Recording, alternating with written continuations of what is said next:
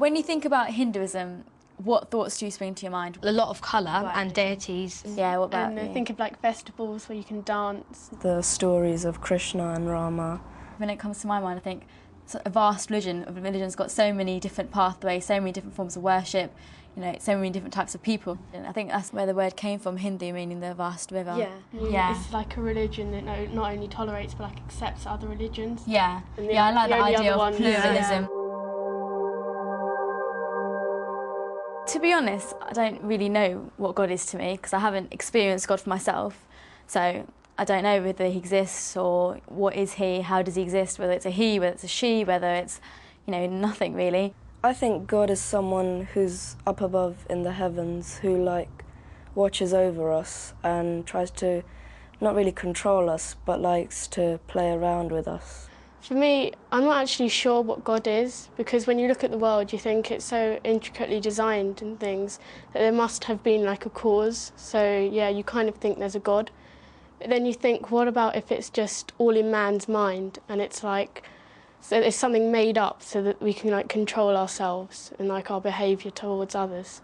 I believe that although God is high up above us and he created this universe and made humans and every living thing, there is still a part of him in every single one of us, so I try and find God in everyone else. I don't believe as God is, you know, in a personality, you know, a little man standing up in the heavens, because to me that idea seems a bit unrealistic. However, there has to be something out there, in my opinion, because this world is so, you know, the universe, how it came together is just so amazing. I think there must be something out there, must be a force pulling this together. Whether you can call this God, whether you can call this science, you know, I don't know. Members of my family do different things to relate to God. My father, he likes to play bhajans, these are songs. My mum goes to the temple a lot. She follows Ganesh, the god for good luck. My grandma, every day she does puja, which is her form of worship. So she has, you know, the lamps, she has the deities. And my father usually does meditation. I think that living in the material world that we live in today, it's really important to make that connection with the spiritual world. Every day before I go to school, I pray to God. Inside it makes you feel like there's something out there and like someone's protecting you, so you feel kind of good. Myself, if you had to classify it, I suppose it would be Karma Yoga, because I'm always active. I'm not one of those kind of people who like to contemplate. I always want to help people. You're kind of like empathising with the person you're helping, but afterwards it makes you feel like a lot more kind of fluffy. Can I use that word? But I don't think really you need to go to temple or you need to do these ritual things to worship God. You can just worship God in whatever way is natural to you, because I think God is everywhere. By living a good life, service to others is a way of worshipping God. In the Hindu tradition, there is just one God, but there is more than one way to see and relate to God. Some see God with form, some see God without form. Some see God as female, some see God as male. Some see God in nature. Some Hindus also see God in people. Many Hindus see God in the form of deities that represent certain qualities, for example, strength or good fortune. But for other Hindus, God takes no visible form and has no personalities. For these Hindus, God is a principle that underpins all reality. They believe this ultimate reality or God appears as the universe, and this idea is called Brahman. They also believe this ultimate reality or God appears in everyone. So Hindus believe God can be seen in all of us. This idea is called atman. Hindus believe that each one of us is essentially God. Also, the way we practice our faith varies too. There are many different pathways to God, and all Hindus can choose which path suits them. In the Hindu text, the Bhagavad Gita, Krishna explains the different paths to God. There are 4 paths, and these are called yogas: Bhakti, Jnana, Rajah, and Karma Yoga.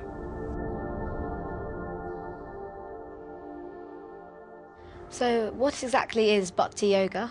It's kind of a path taken by people who I would say are emotional in nature, and who have natural love for God. The idea of Bhakti Yoga is that use everything you can in daily life to link to God. You can have Bhakti through, say, music, chanting, worshipping God through puja, for example, where you use artifacts. Yeah. You can think of God in many ways. You can think of God as a friend. The saying actually goes in Hinduism is that man makes God in his own image to relate to him better. What chanting does is actually makes you focus on that image and also bring an intense love for God. So for example, if you are a follower of Shiva, you say Om Namah Shivayam, Om Namah Shivayam. If you follow Krishna, you say Hare Krishna, Hare Krishna. It's a challenge actually to do everything every day and remember God. It's quite tough. As a matter of fact, the Gita actually says there's 4 kinds of bhaktas or devotees. One is the kind of the lazy one, or person who is just once in a while, like exams are coming up, he goes, okay, I must remember God. The other bhakta is one who is just suspicious. What is that God thing, you know? Yeah. The other one is, I would say, is one who likes kind of material wealth. Or if I pay to you, can I get A stars, for example? And to be fair, God is, in Hinduism, God is fine with that. He likes all kinds of bhaktas, yes. The last one is the one called Gnani, the wise one. That is a person who loves God for the sake of love. I mean, if you go on the hills, you see the mountains. You see the mountains, you just love them. There's nothing you want in return. It's just because they're just beautiful. That's the kind of stage you want to get to. Yeah. Now, personally speaking, what stage at your mind? That's a good question. The path of devotion, or bhakti. Those who feel naturally drawn to God often prefer this path, and bhakti is the way to God through devotion. This involves worship and adoration of a personal form through reading scriptures, singing and praying. Jnana Yoga is one of the pathways to find God. It is a path, as they say, of knowledge, a path of intellect, where one would actually use their powers of reasoning, the powers of thought to actually inch their way to finding God.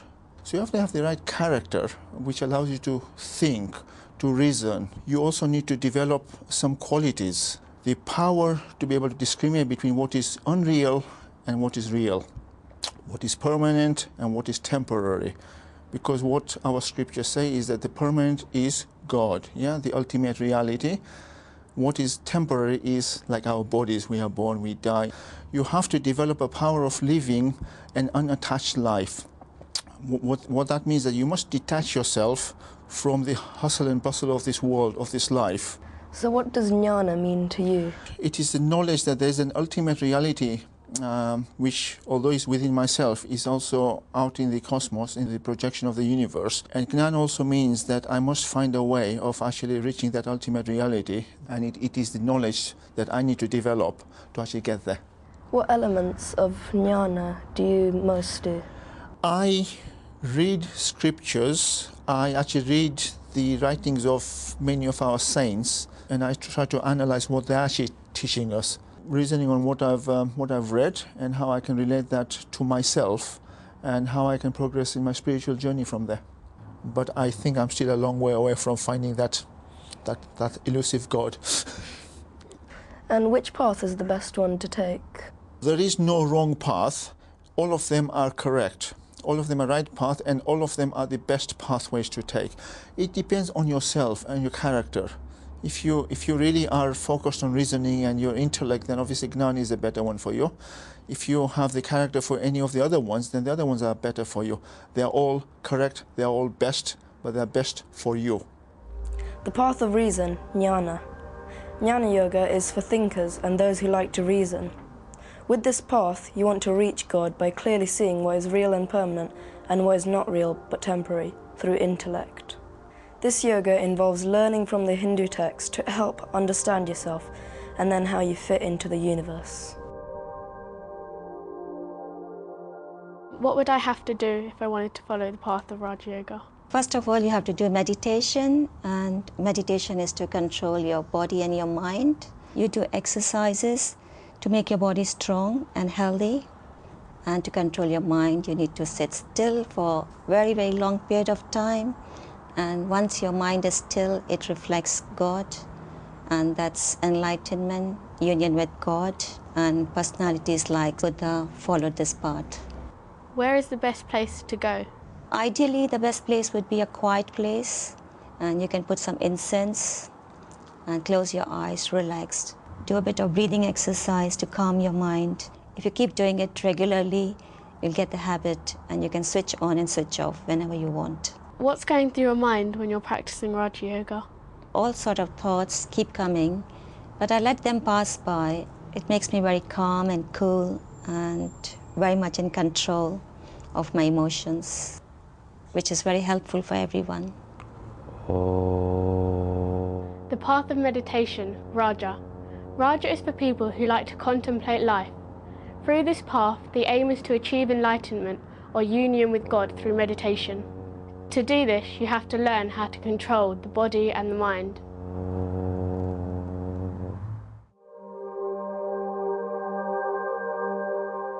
So, what is karma yoga?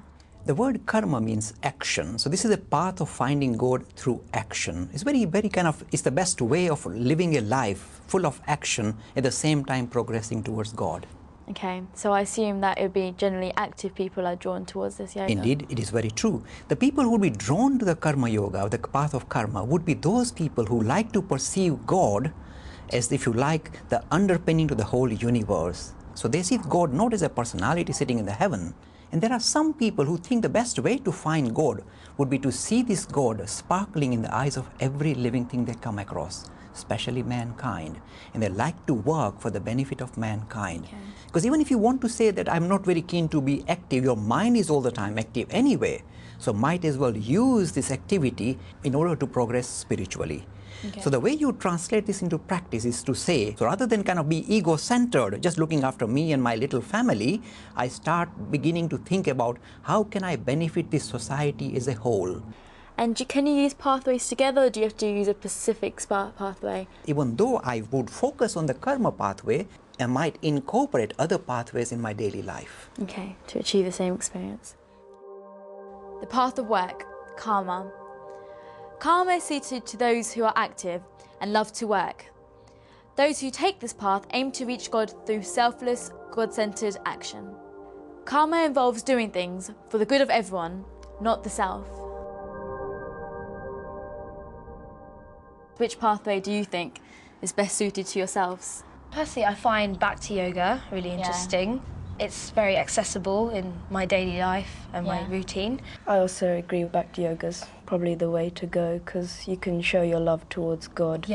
And it's, for me, the best way. Yeah, I thought karma yoga was quite good because it's something that you can fit into your daily lifestyle. Life. It's a lot more kind of active, and you're helping others as well. I think, Raj yoga is something that you might need time for, and it doesn't really fit in. Doesn't really with the suit daily our lives, type of lifestyles, does it? So do you think that we can actually say which pathway is the best? You can't choose which is the best, but you can choose which one's the best for yourself. Depends on like an individual's temperament and society they live in. If you try and make everyone follow one path of reaching God, it is virtually impossible, because people will, in their own minds, find their own ways. So everyone is different in that sense. I think that's what my expert was saying. This is showing this is that pluralism in our religion, different pathways to God. Our religion allows you to view God as one God, but just view it differently. Once you've conquered one path, you've conquered them all. Like everything reconciles. So that's exactly.